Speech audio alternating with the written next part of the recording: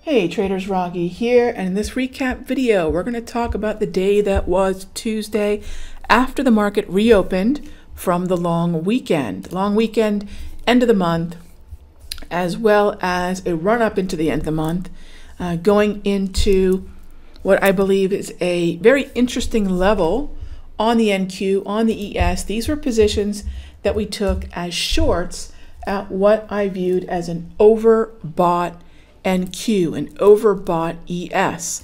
And I just want to reiterate, the idea that something's overbought or oversold cannot be randomly assigned, as far too many traders tend to do. What you need to do is understand whether or not the underlying market trend justifies looking at something as becoming overbought, or eventually, where I'll get opportunistic again, oversold. It's the blue and the red grab candles that key this off for us and give me a zone between the Darvis and the 6,000 major cycle level. And here I have the 5,700 and also previous Darvis that give me an insight into where I can buy and sell. Oftentimes within the context of chop, your edge, your advantage is at the edge. So NQ was a nice play. We had puts in the QQQ, short NQ positions.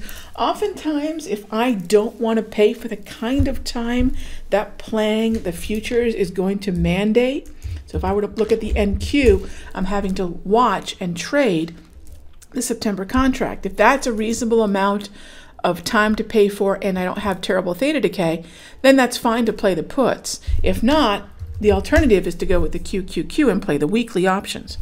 Same thing with the SPY and the ES. So one of the things I'll do at Simple Futures is make sure I give you alternatives that are one, sometimes more affordable, two, are more effective than simply trading the underlying futures. What are other ways we could take advantage of the narrative? Same thing happened on the spiders, SPY, I should say. So this SPY and then the ES, same trade, executed one of two ways. I took a little bit of ES futures to the short side, but mostly my position was built with puts on the SPY, which I liquidated into the close today. So very good close, and capitalizing on that overbought level on SPY. Now, while that was happening, we had our long gold position that we had built off the 1300 area on the 480-minute time frame.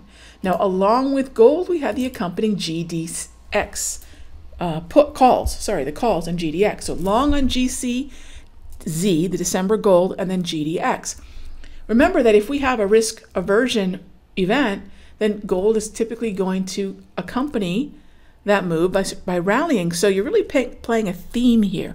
And those are the kind of trades that I'll build up. They're theme-based. If I'm short, if I'm expecting weakness in the indexes, equities indexes, I'll typically look to get long gold. I'll also look for follow-through to the upside in markets like the Australian dollar, which we've had a long position in for some time. The RBA was pretty optimistic, and we saw the Aussie strengthen. And what was even greater is we saw the Aussie strengthen on a day that there was risk aversion in the indexes, which comm dollars or commodity dollars usually don't like, but the weakness in the dollar allowed the Aussie to continue to rally. So when you understand the way in which these are all connected, you can put on trades that are more likely to succeed no matter what. And the only way you can do this is by looking at all these markets together and taking on this sort of theme trading, or what I call a shock waves. What are the reverberations from certain moves? And you understand